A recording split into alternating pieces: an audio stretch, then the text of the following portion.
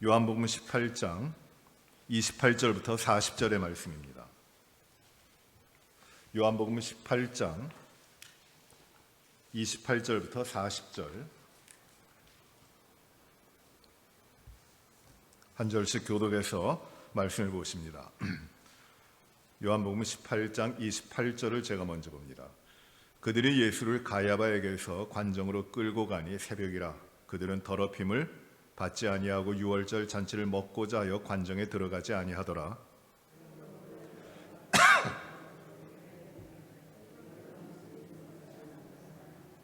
대답하여 이르되 이 사람이 행악자가 아니었더라면 우리가 당신에게 넘기지 아니하였겠나이다.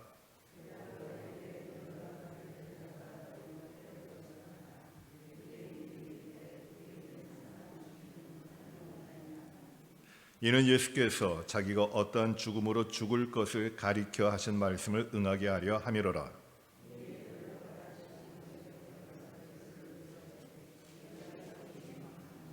예수께서 대답하시되 이는 내가 스스로 하는 말이냐 다른 사람들이 나에 대하여 내게 한 말이냐.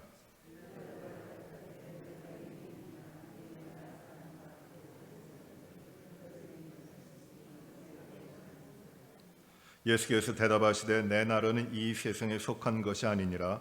만일 내 나라가 이 세상에 속한 것이었더라면 내 종들이 싸워 나로 유대인들에게 넘겨지지 않게 하였으리라.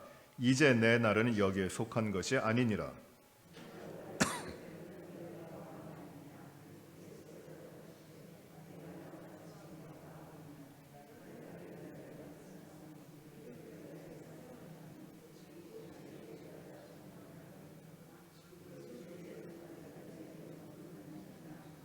빌라도가 이르되 진리가 무엇이냐 하더라. 이 말을 하고 다시 유대인들에게 나가서 이르되 나는 그에게서 아무 죄도 찾지 못하였노라.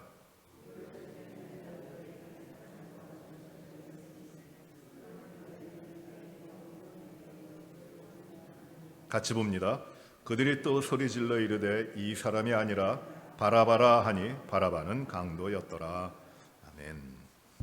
요한복음 강의 27번째로 이 빌라도의 신문, 빌라도의 재판, 빌라도 앞에서 재판 받으시는 주님을 우리가 말씀으로 봅니다. 이 앞에 18장 앞부분에는 유월절 만찬을 마치시고 예수님이 기도하시는데 그 예수님을 겟세마네 동산에 이 가롯 유다가 무리들을 이끌고 와서 이제 예수님을 잡습니다. 그때에 주님 곁에 있었던 제자 중에 하나 베드로가 칼을 빼어서 휘둘렀고 그리고 그 제사장이 보낸 무리 가운데 한 사람인 말고의 귀를 뱁니다. 칼을 칼집에 꽂으라 주님 말씀하셨고 또 다른 복음에서는 칼을 가진 자는 칼로 망한다 말씀하십니다. 그러니 이 칼의 싸움이 아니라는 것을 말씀하십니다. 주님은 예언된 대로 말씀대로 이제 죄인의 모습으로 잡혀가십니다. 그 잡혀가시는 주님을 베드로는 뒤따릅니다. 일찍이 이전에 베드로는 주님을 내가 죽을지언정 주님을 결코 배반하지 않겠습니다. 큰 소리를 치며 말했던 장담했던 베드로입니다. 그러나 주님을 따라가던 이 베드로는 요한이라고 생각되는 제자와 함께 대제사장 관정으로 대제사장 뜰로 끌려가시는 주님의 뒤를 따라가 그 관정 안으로 들어가기 위해서 이제 그 다른 제자가 이끌어 주어서 그 관정 안으로 들어가게 되는데 그 문 앞에 있던 여종에게 질문을 받습니다. 너도 그와 하나지? 내가 너를 아는데 너는 그와 하나가 되지 않았었느냐? 이런 질문을 3번 이 베드로는 묻게 돼요. 베드로에게 묻게 되고 베드로는 그때마다 나는 아니라 나는 그와 함께한 자가 아니다. 심지어 저주하면서 예수님을 저주하면서 나는 결코 그와 함께하지 않았다고 예수님을 부인합니다. 예수님이 말씀하신 대로 이 베드로는 장담은 했지만 배반하지 않겠다고 장담은 했지만 이제 베드로는 부인합니다. 그때에 닭이 웁니다. 그리고 다른 복음서에 보시면은 이 베드로가 부인했을 때 예수님이 베드로가 있는 쪽을 향하여 뒤돌아보시고 베드로와 눈이 마주칩니다. 그때에 이제 닭이 웁니다. 이 가야바의 뜰이 어떤 뭐 영화라든지 그림, 이 성화를 보시면은 이 굉장히 커다란 관장으로 돼 있는데, 그 코트로 돼 있는 것 같은데 가보니까 그렇게 크질 않아요. 지금 그 가야바의 관정과 빌라도, 가야바의 뜰과 그 빌라도의 관정이라고 오늘 본문 가운데 있는데 그렇게 큰 집이 아닙니다. 2층으로 되어 있는데 지금은 아랍 사람들이 다니는 초등학교가 거기 들어가 있어요. 그 관뜰, 코트라 그래서 예수님이 끌려가신 그 뜰이잖아요. 거기가 여기서 이 강단에서 우리 저기 문까지 거리도 안 됩니다. 그렇게 작아요. 예수님은 앞에 끌려가시고 그 입구에 사람들이 있고 하숙들이 있고 거기 날이 추웠기 때문에 불을 피우고 있었고 그 불 주변에 베드로가 들어온 겁니다. 그러니까 이 소리치면 들리는 자리예요. 아주 가깝습니다. 거기에서 예수님이 신문당하시는 그 모든 걸 듣고 있었고 예수님께서 하시는 말씀도 들었고 그리고 예수님께서도 베드로가 부인하는 소리도 들으셨을 겁니다. 그 닭이 3번 울었을 때 베드로는 자신이 주님을 부인한 것을 돌이키며 나가서 통곡했다고 합니다. 이제 베드로를 넘어서 오늘 28절부터 보시면은 예수님께서 가야바에게서 어디로 끌려가시냐면 넘겨지느냐면 빌라도의 관정으로 갑니다. 빌라도는 로마의 섭정관이었어요. 그 로마의 이 가버너입니다. 총독이에요. 그러니까 로마가 이 식민지를 다스리는 것은 그 식민지마다 로마가 위임하는 왕들을 세웁니다. 로마의 황제가 있잖아요. 그럼 그 황제가 전 로마가 지배하는 세계 권력을 가지고 각 지역을 정복한 각 지역에 따라서 다스리도록 하는 왕을 세우는데 누가복음에서는 이 왕을 분봉왕이라고 이야기합니다. 봉책되어진 왕이에요. 이 당시의 왕은 누구냐면은 헤롯입니다. 헤롯, the Great예요. 그런데 이 헤롯이 그 예루살렘과 그 지역을 다스리는 왕이었고, 그런데 이 빌라도는 예루살렘이 그 유대 민족의 중심지이고 반란이 많이 일어나고 그리고 매우 전략적인 곳이기 때문에 로마 황제가 로마 자기가 신임할 수 있는 군인을 그 지역의 총독으로 파견합니다. 군대를 보내가지고 그 지역의 위험 요소를 제거하고 로마에 반역하지 못하도록 하고 하는 그 권한을 줘서 총독을 보내는데 이 총독이 누구냐면 빌라도예요. 빌라도는 굉장히 촉망된 젊은 장교입니다. 로마 시대에는 이 장교들, 직업 군인들이 굉장히 우대를 받고 출중했고 똑똑하고 용맹스러웠고 충성스러웠던 아주 그 인물들인데 이 빌라도도 그 중에 한 사람이었어요. 그때 예수님이 이 유대인들에게 잡혀왔을 때에 이 유월절이기 때문에 이 빌라도가 원래 이 지중해 연안에 있는 가이사랴에 그 관저가 있는데 가이사랴에서 유월절에 유대인들이 많이 모이는 예루살렘의 치안을 위해서 위급한 상황이 발생할까 봐 군대를 거느리고 지금 예루살렘 안에 들어와 있는 것이에요. 그래서 그 가야바 뜰에서 안나스하고 가야바가 신문하다가 대제사장 무리들이 신문하다가 이제 예수님을 형벌을 처하고 재판에서 형벌을 처하도록 하기 위하여 그 새벽이라 시간을 말하자면 새벽에 이제 빌라도의 관정으로 가는 겁니다. 재판하려고. 자신들이 재판할 수 있습니까? 없습니까? 있어요. 종교적인 문제로 그들이 가지고 있는 관습이라든지 종교적인 문제로 이 유대인들은 자신들이 재판을 합니다. 그래서 자신들의 관습과 자신들의 계율에 맞지 않으면 형벌을 가하고 심지어는 죽이기까지 했습니다. 스데반이 그렇게 죽었어요. 그들은 재판을 할 수도 있었는데 예수님은 그렇게 자기들의 판결에 따라 죽이고자 하질 않았던 것이에요. 그래서 그 빌라도가 와 있는 그때에 예수님을 그에게 끌고 갑니다. 새벽에 끌고 갑니다. 한밤중이죠. 원래 재판을 한밤중에 하는 거 아닙니다. 이 산헤드린 공회도 해가 진 다음에 모이질 않아요. 이게 다 잘못된 겁니다. 재판은 해가 뜨면은 재판을 하게 되는데 이 밤중에 해 뜨기 전에 아주 캄캄할 때, 이때는 어떤 재판도 이루어지지 않는 때인데, 그때 이 유월절 바로 전이기 때문에 이 사람들이, 유대인들이 예수님을 끌고 빌라도에게 가는 겁니다. 그런데 그들은 예수님을 끌고 빌라도 관정 앞으로 와서 그 관정 안에는 들어가지 않습니다. 왜냐하면 이제 유대인으로서 유월절을 맞이해야 되는데, 유월절의 정결의 예식을 지켜야 되는데, 이 이방인들과 함께 있었다는 것은 부정하게 되는 것이니까 유월절에 참여할 수가 없기 때문에 그 관정에는 들어가지 않는 것이에요. 그리고 밖에 서서 예수님을 끌고 온 겁니다. 그때 빌라도가 나옵니다. 그 새벽에 나옵니다. 29절에 보시면 그러므로 빌라도가 밖으로 나가서 그들에게 말하되 너희가 무슨 일로 이 사람을 고발하느냐? 이 사람을 왜 고발하느냐고 빌라도가 나가서 물어봅니다. 무슨 일로? 이렇게 물어보죠. 30절에 그들이 대답합니다. 대답하여 이르되 이 사람의 행악자가 아니었더라면 우리가 당신에게 넘기지 아니하였겠나이다. 이 유대인들의 대답은 무엇이에요? 이 사람은 행악자입니다. 악한 일을 행한 것입니다. 그래서 우리가 당신에게 데리고 왔습니다. 그렇게 대답합니다. 빌라도가 31절에 대답합니다. 빌라도가 이르되 너희가 그를 데려다가 너희 법대로 재판하라. 너희 법대로 너희가 하라. 왜 나에게 데려왔느냐? 너희에게도 법이 있지 않느냐? 거기에 대해 유대인들이 이렇게 이야기합니다. 유대인들이 이르되 우리에게는 사람을 죽이는 권한이 없나이다. 우리에게는 사람을 죽일 권한이 없습니다.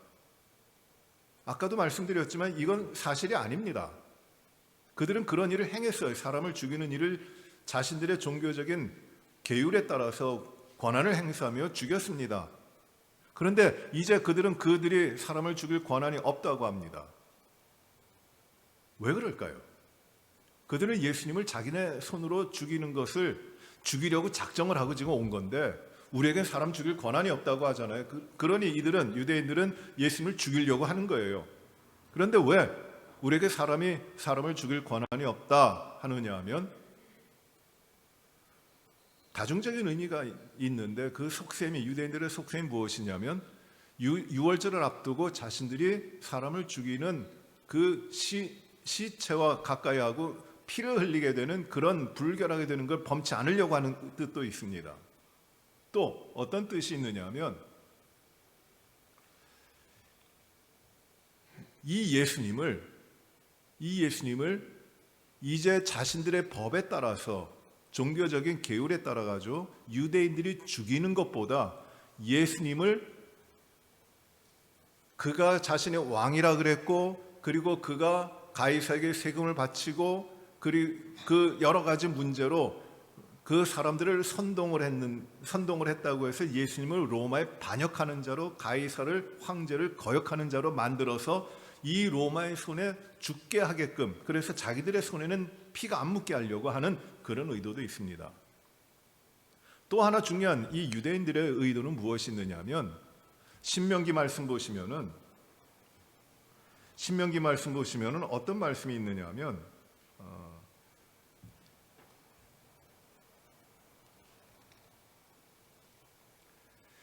그 나무에 달린 자마다 저주를 받은 자거든요.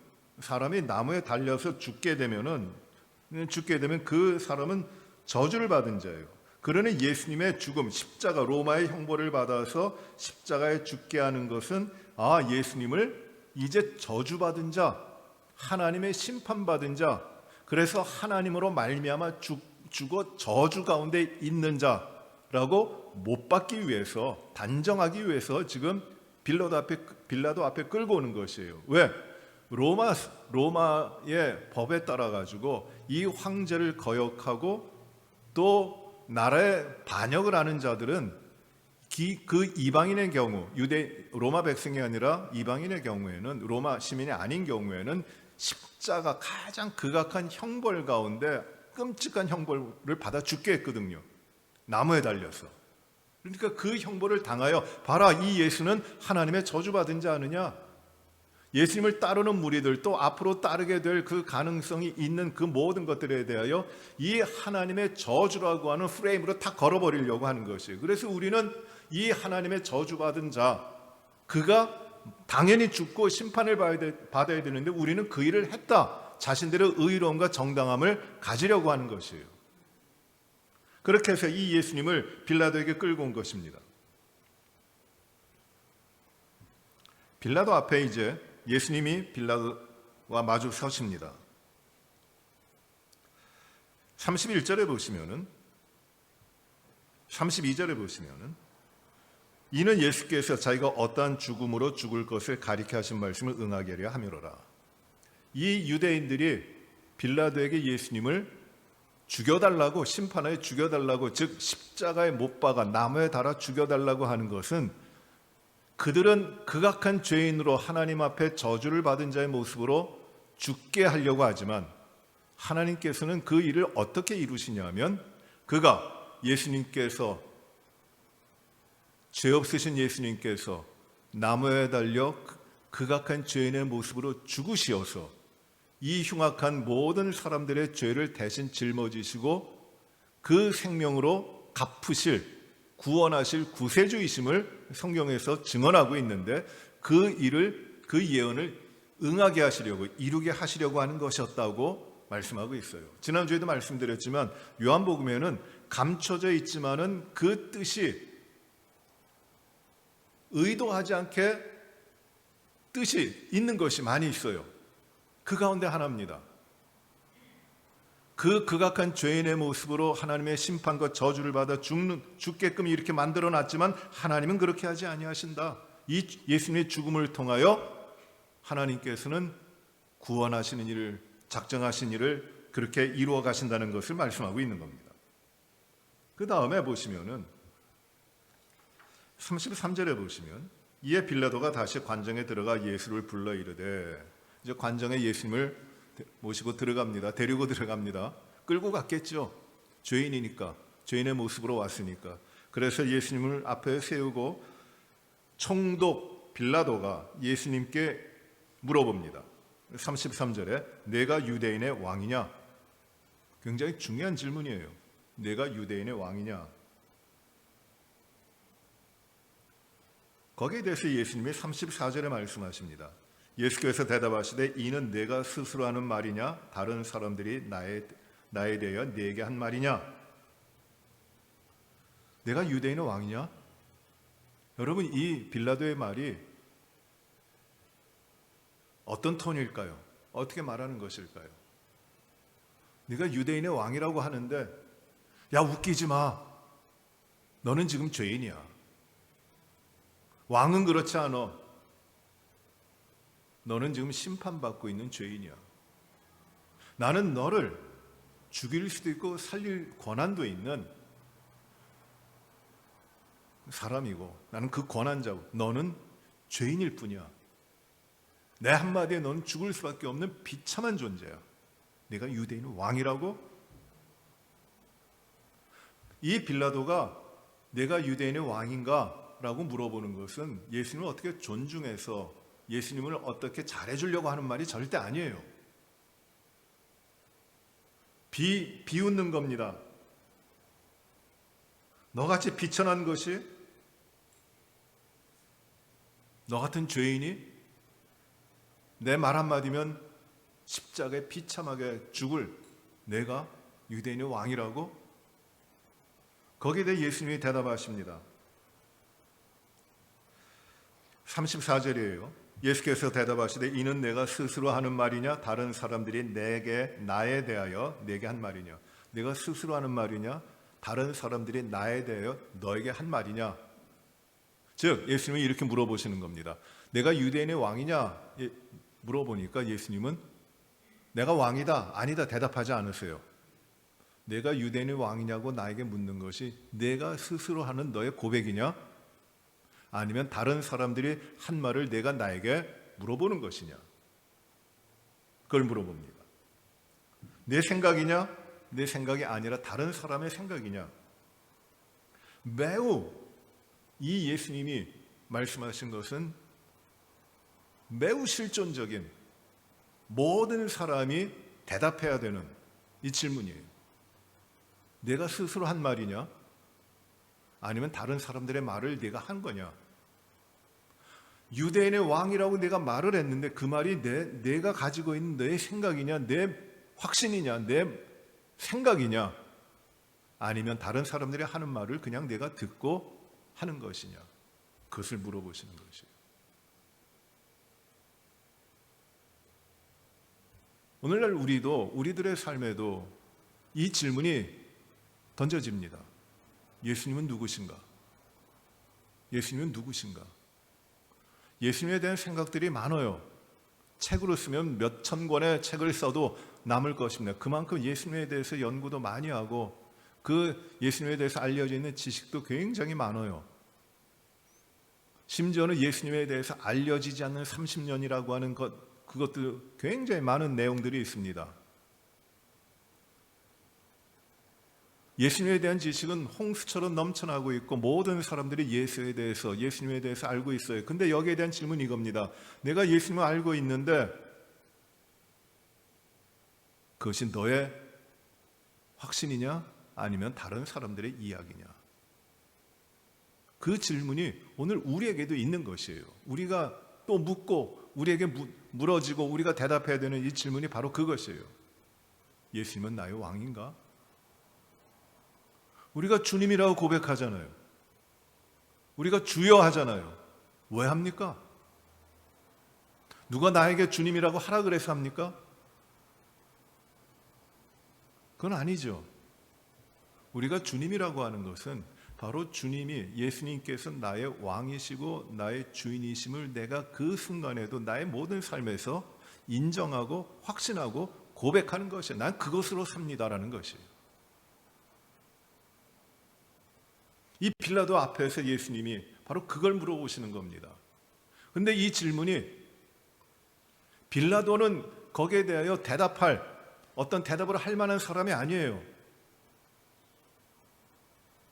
이 말씀을 통해서 이 요한은 하나님께서 주신 감동을 따라가고 이 모든 사람들에게, 모든 성도들에게 그 대답을 우리가 생각하도록, 우리가 하도록 그렇게 지금 말씀을 주고 계시는 것이에요. 예수님은 누구신가? 그 대답이 이제 이어지고 있어요. 계속해서 이 초점이 바로 빌라도의 재판 가운데 이 예수님이 당하시는 이 고난 앞에서 당하시는 이 재판 가운데 초점이 바로 여기에 있어요. 내가 유대인의 왕이냐?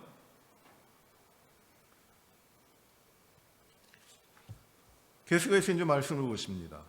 거기에 대하여 35절에 빌라도가 대답합니다. 이제 문답이 계속 되는 것이에요. 내가 유대인이냐? 왜 그걸 나한테 물어? 내가 유대인 아닌데, 나 로마 사람인데.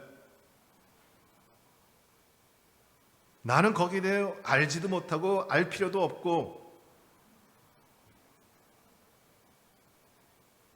나는 유대인이 아니야. 내가 유대인이냐? 내 나라 사람과 대제사장들이 너를 내게 넘겼으니 내가 무엇을 했느냐? 너 무엇을 했느냐? 유대인의 왕이라고 하는 너는 유대인의 대제사장들과 유대인들이 너의 나라, 너의 백성들이 내가 죄가 있다고 나에게 넘겼는데, 나에게 재판해 달라고 넘겼는데 너 뭐 했느냐? 무슨 죄가 있느냐? 그걸 말하라는 것이에요.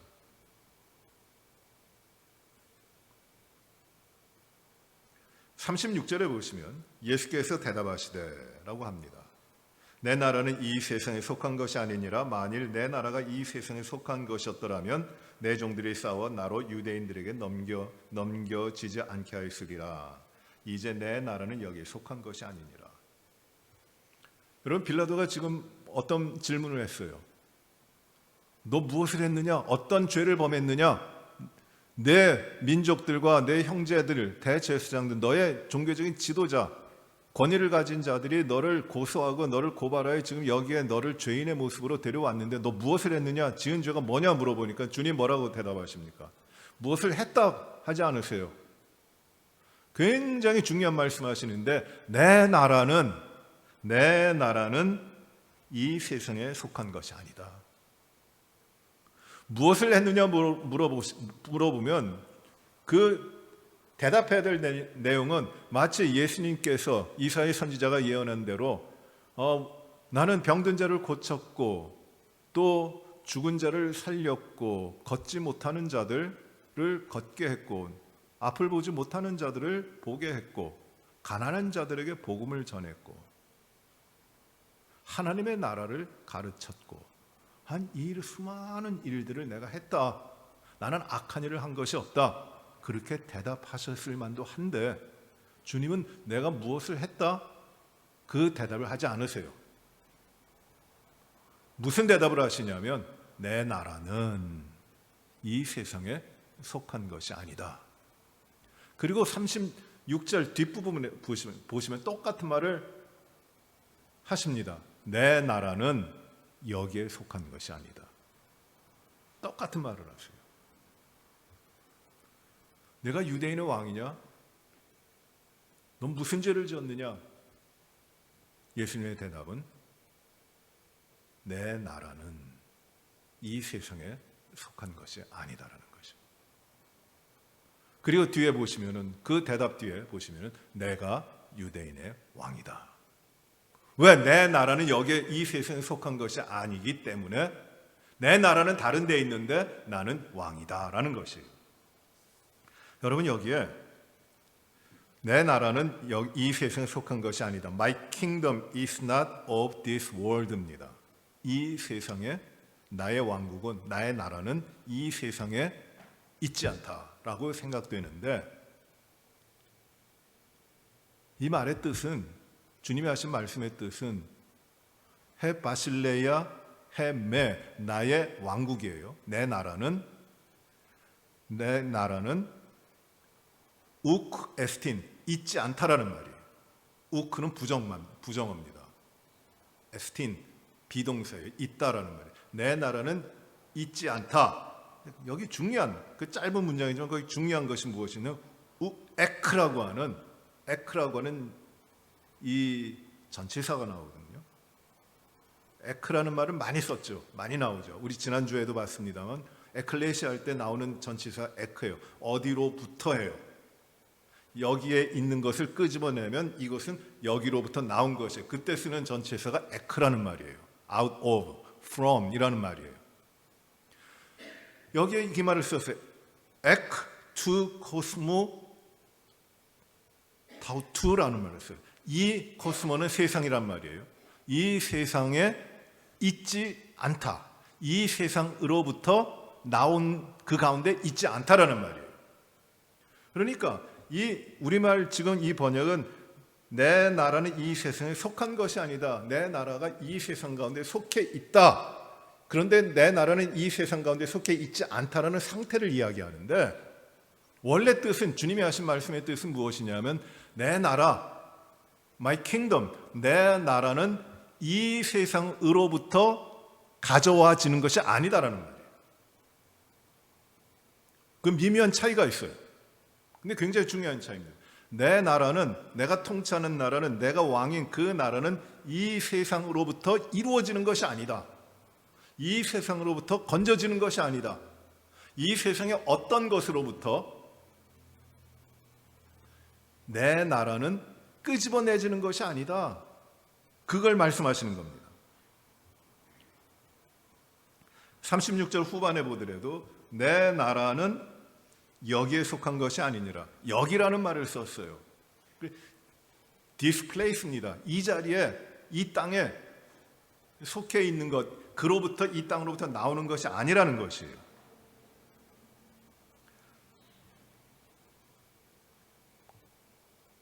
주님의 나라, 주님 말씀하신 이 나라가 무엇입니까? 여러분, 나라는 우리가 지금 나라 가운데 살고 있어요. 이 나라는 통치의 조직체입니다. 나라가 어떻게 형성됩니까? 여러분, 우리가 다 전에는 대한민국에 살았고, 또 어떤 분들은 나라를 빼앗겼을 때 일제시대 가운데 살으셨던 분도 계시고, 그 통치라는 거잖아요. 통치 안에 있는 나라예요. 그리고 우리는 미국 와서 미국이라고 하는 나라 가운데 있고, 또 어떤 다른 나라 가면 그 나라가 다 있습니다. 또 역사적으로 보면 또 나라들이 굉장히 많이 있었습니다. 이게 다 킹덤이에요. 다스림이 있는, 지배가 있는, 다스림이 있는 곳이 이 나라라는 것인데, 이 나라가 어떻게 형성이 됩니까? 힘을 가진 민족이 또는 종족이 자신의 힘을 가지고 다른 종족을 정복을 해요. 그래갖고 자기 안으로 끌어들여서 그 통치를 합니다. 권한을 가지고 다스립니다. 이게 하나의 나라가 돼요.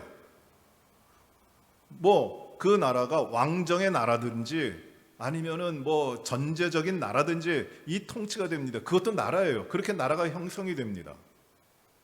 어떤 그 반역, 그 구테타로 인해 가지고 정권이 넘어뜨리고 또 나라가 세워지죠. 그것도 나라예요. 어떤 의미에서든요. 왜? 다스림이 있으니까. 이 세상적인 나라는 그렇습니다. 우리는 어떻게 나라에 속하고 있는가요?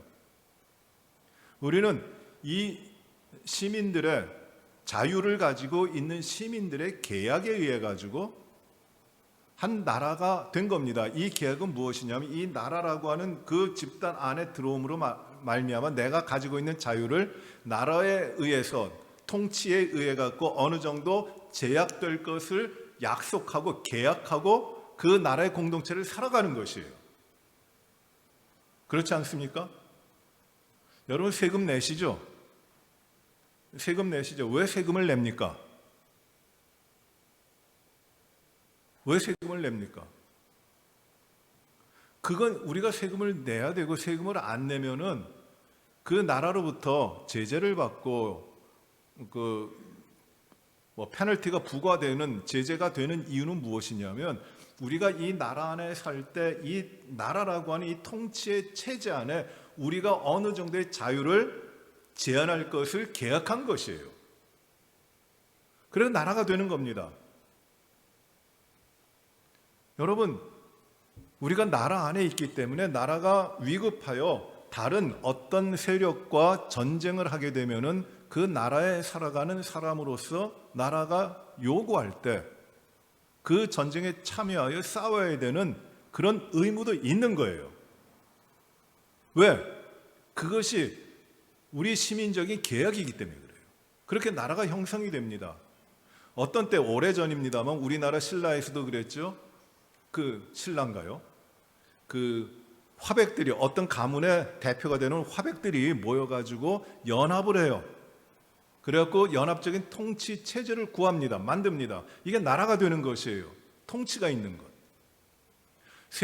이 세상에는 이 나라가 굉장히 많아요. 나라의 형태가 굉장히 많습니다.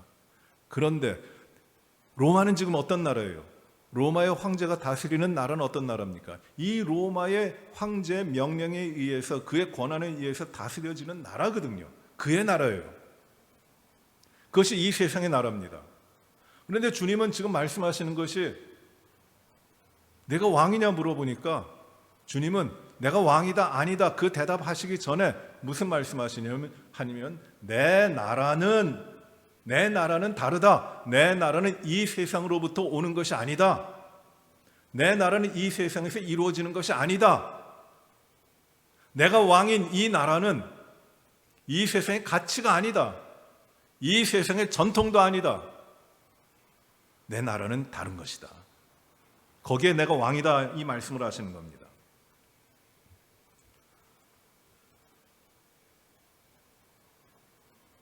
(39절에) 보시면 38절 7절 보시면 이렇게 말씀합니다.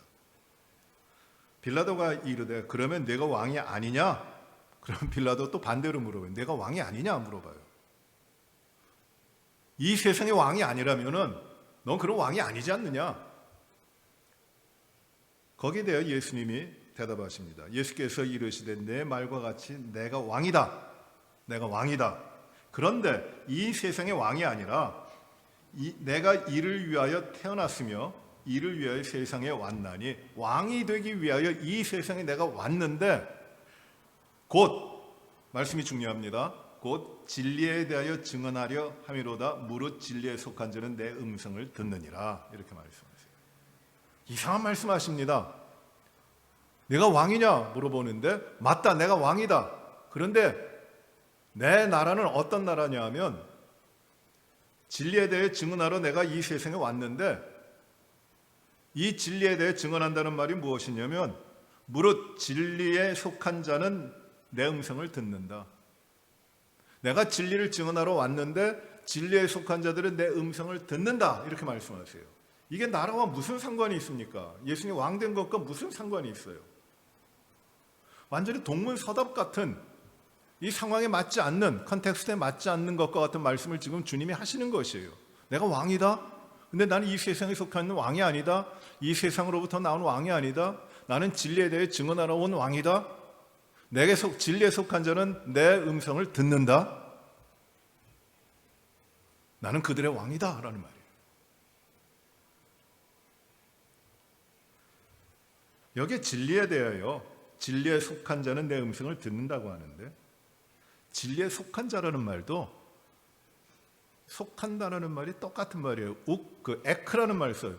여기로부터라는 말이에요. 진리로부터 나온 자, 진리로 난 자들, 그들은 내 음성을 듣는다. 나는 그들의 왕이다. 그 세상의 왕이다. 이 세상에 권력이 있고 이 세상에 관계가 있고 이 세상에 이 속해 있는 가치와 판단에 따른 그것들을 중시하고 그것들을 통하여 다스리는 왕이 아니라 이 세상으로부터 나오는 왕이 아니라 내 나라는 진리로부터 나오는 것이다. 진리로부터 나온 자들은 나의 음성을 듣는다 말씀하시는 겁니다. 지금 주님이 어떤 말씀을 하시는 것일까요? 여러분 진리가 무엇입니까? 이제 빌라도가 물어요. 38절에 빌라도가 이르되 진리가 무엇이냐? 진리가 무엇이냐? 여러분 진리가 무엇입니까? 과연 진리가 무엇일까요? 이 질문은 굉장히 어려운 것 같지만 어려워요. 그런데 이 질문은 정말 수많은 사람들이 묻고 있는 질문입니다. 진리는 무엇인가? 여러분 대학에 들어가서 철학 개론이라든지 이 철학에 관계된 강의를 시작할 때면 첫 번째로 던지는 질문이 무엇이냐면 바로 이 질문이에요. 진리가 무엇인가? 여러분 기억나세요? 그때 철학 교수님들이 이 진리가 무엇인가 칠판에 크게 써놓고 설명하시는데 알지도 못할 말들을 굉장히 많이 하시죠. 진리가 무엇일까? 수많은 사람들이 고민했고 거기에 대한 대답을 했는데 풀려지질 않았어요. 빌라도가 물어봅니다. 진리는 무엇이냐? 진리에 속한 자, 진리로부터 나온 자는 내 음성을 듣는다고 하는데 진리가 무엇이냐고 물어봅니다. 여러분 진리가 무엇이에요? 예수님이 무엇이라고 말씀하셨습니까? 내가 곧 길이요 진리요 생명이다. 내가 진리다. 사람들은 진리를 사람들이 형성해 놓은 어떤 보편 타당한 가치, 변하지 않는 그 변하지 않는 그 무엇이라 그럴까요? 그 가치를 가지고 진리라고 많이 생각을 했어요. 그거를 절대 변하지 않는 것이 무엇일까? 세상이 다 바뀌어도 변하지 않는 것이 무엇일까? 그것이 진리라고 생각을 했어요. 그 진리를 찾아다녔습니다. 오늘날도 그걸 찾아다녀요, 사람들이. 그런데 예수님은 만물을 창조하신 태초에 요한복음 1장의 시작이 그렇잖아요. 만물을 창조하신 하나님과 함께 창조하신 창조주 하나님이세요. 모든 걸 가지고 계시고 주장하시는 하나님이세요. 만물의 소유자예요. 주권자예요. 주인이세요. 그 만물의 주관자이시고 주권자이신 그 주님이 하신 말씀이 무엇이냐면 자신을 증언하시는데 내가 진리다라는 것이죠. 다른 데 진리가 있는 게 아니라는 말씀입니다. 내가 진리다. 내가 길이요 진리요 생명이라고 하는 것은 그 원어도 그렇고 영어 번역, 다른 언어로 번역된 걸 보시면은 이 진리는 여러 개가 있다는 게 아니라 오직 한 가지예요. I am the way, I am the truth, I am the life. 바로 하나, 유일한 것이라는 거죠. 내가 바로 그 유일한 길이고 진리고 생명이다. 다른 것 없다. 나로 말미암지 않고는 아버지께로 올 자가 없다. I am the only way라는 겁니다. 그게 예수님이 진리세요. 진리는 많이 알아서 되는 것이 아니고 진리는 무엇인가 몰랐던 걸 깨달아서 발견되는 것이 진리가 아닙니다. 진리는 이 땅에 오신 예수 그리스도세요. 진리는 인식의 문제가 아니에요. 진리는 어떻게 하면 진리를 알게 될까가 아니에요. 참된 진리는 무엇이냐면 그 진리가 내 삶에 들어와 있느냐는 것이에요. 그래서 이 진리로부터 나온 자들, 즉 예수님으로부터 나온 자들, 그들은 나의 음성을 듣는다.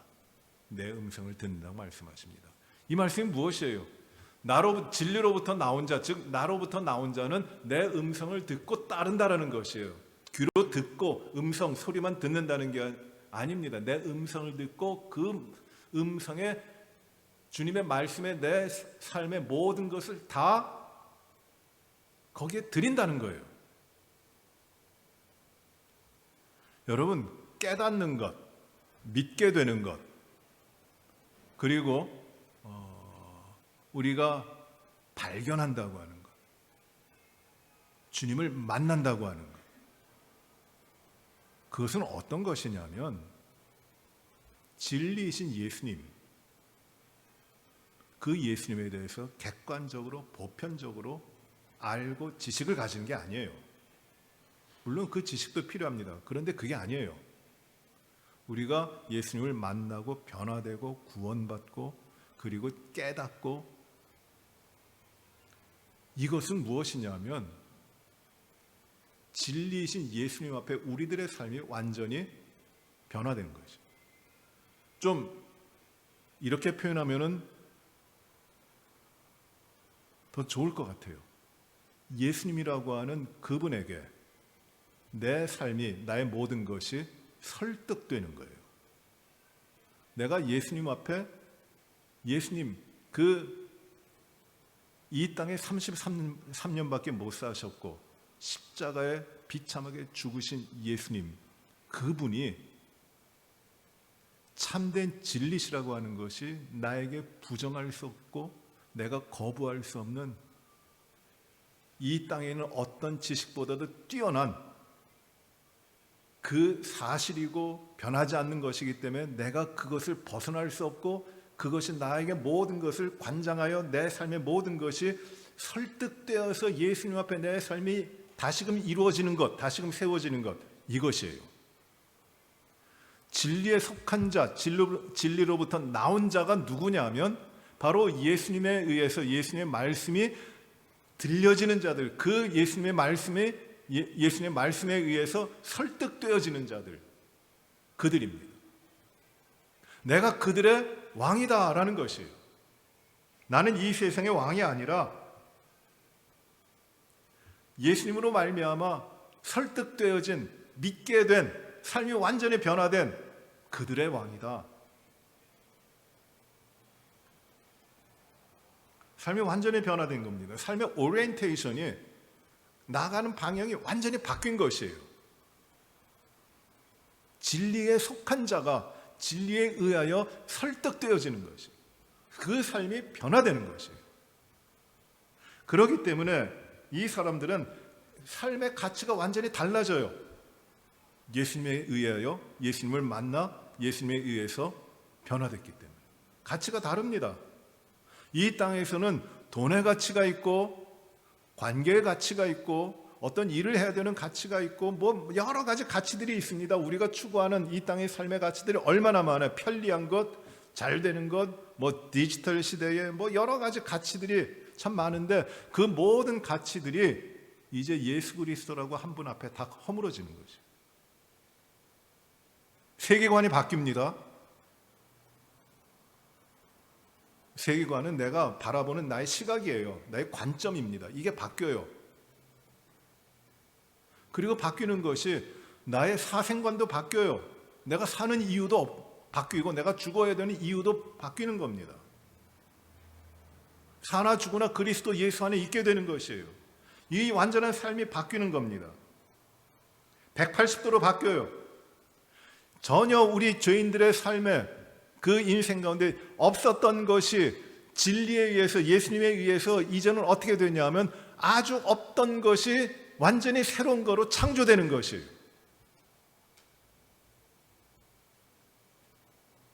옛 것은 지나갔고 이제는 새 것이 되는 것이에요. 이 완전한 변화가 일어나는 겁니다. 이게 바로 진리에 속한 자 그리하여 예수님으로 말미암아 그 삶이 완전히 변화돼 이제 이 진리를 따라 살아가는 자들이 되는 것. 오직 예수님만이 왕인 그 삶과 인생으로 되는 것이에요. 지금 주님은 내가 유대인의 왕이냐? 이 물음 앞에 그래 내가 왕이다. 나는 이 세상에 속해 있는 왕이 아니라 이 세상으로부터 만들어진 왕이 아니라 이 세상의 것들을 다스리려고 하는 왕이 아니라 진리로 말미암아 진리에서 나온 즉 참된 생명인 예수 그리스도 나로 말미암아 나온 자들의 왕이다. 그 말씀을 하시는 겁니다. 완전히 변화된 자들의 왕인 것이에요. 이런 삶이 없었어요. 예수님에 의해서 변화되는 삶이 일시적으로 변화되긴 했지만 없었습니다. 이제 그 삶이 온전히 예수님이 다스리시고 왕이신 진리에 의하여 변화된 그 삶이 언제부터 시작되느냐. 예수님이 죽으시고 부활하셨어요. 그를 승천하십니다. 그리고 약속대로 성령을 보내주세요. 성령이 강림하십니다. 그 성령 강림할 때 그 다락방에 모여있던 그 제자들, 그 성도들이 성령의 강림하심으로 말미암아 그 초대교회가 형성이 되고 성령이 임재하셔서 천국문을 열으시는 것이에요. 그 변화된 삶을 열으시는 것이에요. 그냥 성령이 한번 강림하시고 끝난 게 아니에요. 그들의 삶이 완전히 바뀝니다. 이전의 삶이 아니에요. 새로운 삶으로 완전히 바뀝니다. 절대 꿈꾸지도 못했고 생각하지도 못했던 삶이 이 세상을 자랑하고 이 세상을 두려워하고 이 세상에 기뻐하고 이 세상에 만족을 가지고 이 세상을 차지하기 위하여 이기적으로 자기중심으로 살아왔던 그 삶이 다 내려지고 이제는 그게 온데간도 없고 진리 안에서 살아가는 것이에요. 그 삶이 이루어집니다. 그래서 이제 그 성도들이 모여서 내 것 가리지 않고 내게 있는 것 다 나눠서 살아갑니다. 어떻게 이런 일이 있을 수 있어요? 변화됐기 때문에. 진리 안에서. 거기에 하나님의 나라가 이루어지는 것이에요. 완전한 변화가 이루어지는 겁니다. 주님의 나라가 이런 것이에요. 주님이 세워주신 나라가 바로 이런 것이라는 겁니다. 주님이 왕이신 나라에 주님의 백성들은 바로 주님이 모든 가치와 모든 인생과 모든 삶의 완전한 주인이심을 고백하고 그 안에 살아가는 것이에요. 내가 왕이다. 주님이 왕이신 나라, 주님이 왕으로 통치하시는 그 자리의 삶을 이루는 것이란 말입니다. 오늘도 그것이 우리에게 이루어지는 것이에요. 주님이 나의 왕이시다.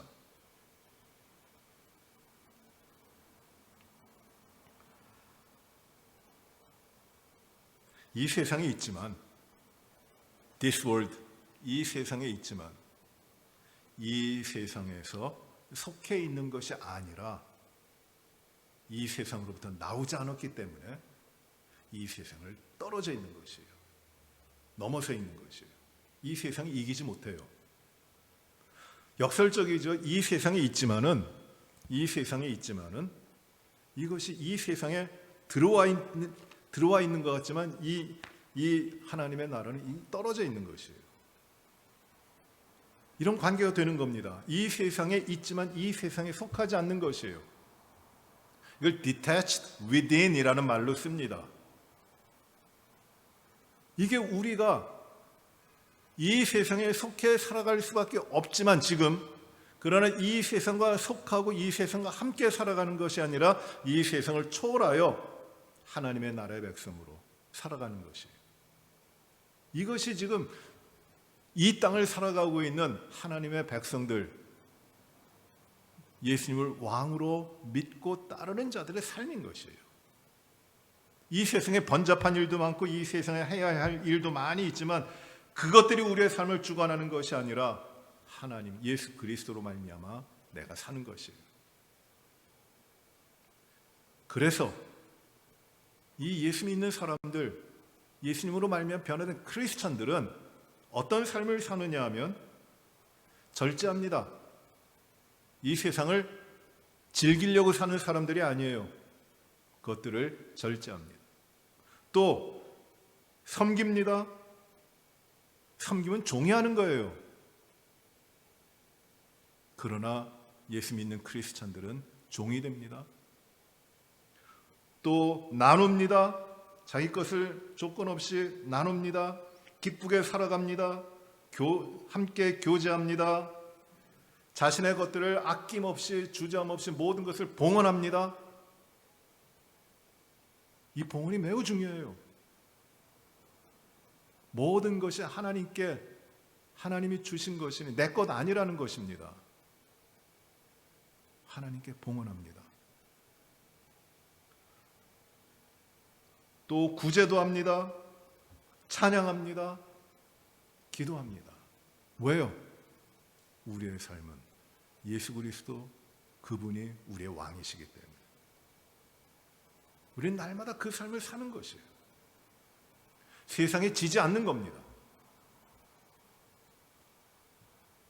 진리에 감동된 자들, 예수 그리스도 앞에 감동되고 그 마음이 변화되고 예수 그리스도로 말미암아 설득돼 그 마음의 모든 삶의 모든 것이 예수님께 맞춰져 있는 자들, 나는 그들의 왕이다.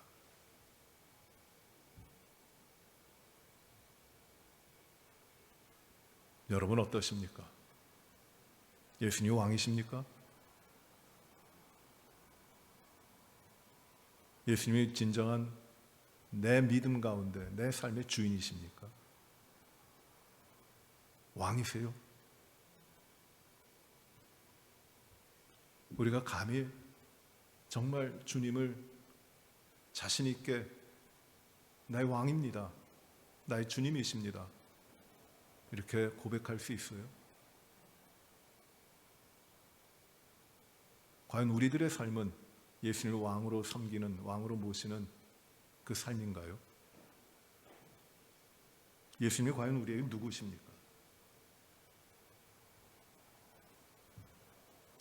여러분, 인도 영화를 보시면은 지금은 인도가 굉장히 좋아졌지만 예전에 제가 미국에 처음 와서 인도 영화를 누가 보러 가자 그래서 갔는데 인도 영화에 나오는 장면은 뭐냐면 전부 패러다이스가 나와요. 되게 좋아요. 잘 살고 멋있고 팬시하고 전부 다 부자고 전부 다 잘 살고 뭐 좋은 차들이 있고 뭐 화려하고 엄청납니다. 근데 인도 사람들이 거기에 열망을 해요. 열광을 합니다. 그 영화 보고. 근데 그 사람들이 다 가난한 사람들이에요. 못 사는 사람들이에요. 헐벗고 사는 사람들이에요. 못 먹고 사는 사람들이에요. 근데 영화 보면 전부 다 팬시한 것들, 아주 엄청난 것들을 봅니다. 왜 그런 영화를 볼까요? 아, 나도 저렇게 되고 싶다. 대리만족을 가져요. 나도 저렇게 되고 싶다. 나도 저기에 속하고 싶다 하는 거예요. 내가 지금은 가난하지만 나도 저기에 속하고 싶다라는 것입니다. 그런데 현실이 그게 이루어지질 않아요. 넘어갈 수 없는 갭이 있어요. 대리 만족하려고 하지만 그 만족도 안 됩니다. 우리가 예수님을 구주로 고백하고 예수님이 나의 왕이라고 하면은 우리의 삶에서 이것이 대리 만족하려고 하는 것만 우리가 행하는 게 아니라 진실된 삶이 그 가운데 이루어져야 되는 거잖아요. 아침마다 기도하실 때 무슨 기도를 하세요? 우리의 기도 내용이 무엇이에요? 정말 내가 예수 그리스도의 이 진리에 예수님의 생명 가운데 설득되고 변화돼서 하나님의 나라가 내 가운데 있고 예수님이 나의 왕이 되심으로 말미암아 나는 진정한 주님의 백성으로 이 땅 가운데 오늘의 삶을 살아가기를 기도하십니까?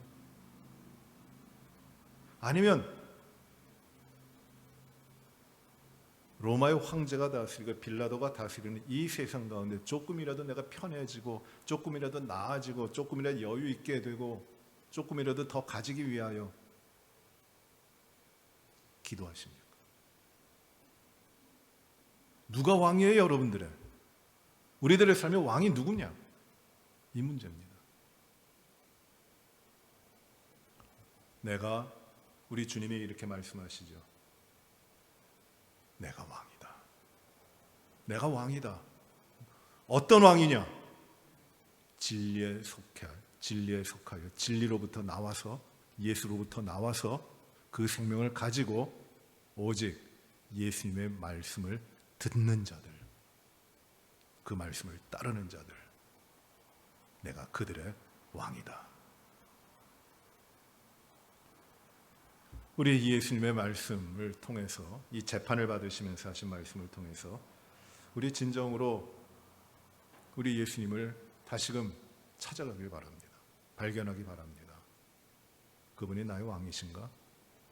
아니면 여전히 나는 세상 가운데 헛된 잘못된 왕을 세워두고 따라가고 있는가? 나의 삶은 어떤 것인가? 우리 깊게 생각하시고 진정으로 주님이 우리들의 삶의 왕으로 우리는 진리에 속하여 진리만을 따라가는 세상의 가치가 우리의 삶을 함몰하여 우리를 변화시키는 것이 아니라 우리는 예수 그리스도의 그 가치가 우리의 삶의 모든 오리엔테이션이 되고 사나 죽으나 우리가 오직 예수 그리스도의 그 가치 안에서 내가 주의 것입니다. 이러한 삶으로 살아가는, 고백할 뿐만 아니라 살아가는 저와 여러분들의 믿음의 삶이 다시금 이루어지기를 간절히 바랍니다. 기도합시다. 하나님 아버지, 왕으로 오신 주님, 왕이신 우리 주님, 이 세상의 통치자로서의 왕이 아니라 영원한 하나님의 나라, 참된 생명, 그리고 유일한 진리의 주님이 우리 가운데 왕으로 오셨고 우리가 진리이신 예수님으로 말미암아 변화된 새롭게 태어난 주의 백성이 되게 하셨으니 감사를 드립니다. 왕이신 주님, 우리의 합당한 삶을 살게 하여 주시옵시고 오직 예수 그리스도 그분을 통하여 우리의 모든 생명의 삶을 이루게 하여 주옵소서. 아침에 주님을 생각하며 기도할 때 나의 유익과 내 편함과 나의 안락을 간구하는 그 이전에 먼저 나의 왕이신 주님 앞에 온전히 내 삶을 봉헌할 수 있는 우리의 삶을 인도하여 주시옵소서. 축복하여 주시옵소서. 주의 백성 앞에, 주의 신하들 앞에 왕이신 주님이 주님만이 주시는 그 놀라운 축복을 충만하게 채워 주옵소서. 예수님 이름으로 기도하옵나이다. 아멘.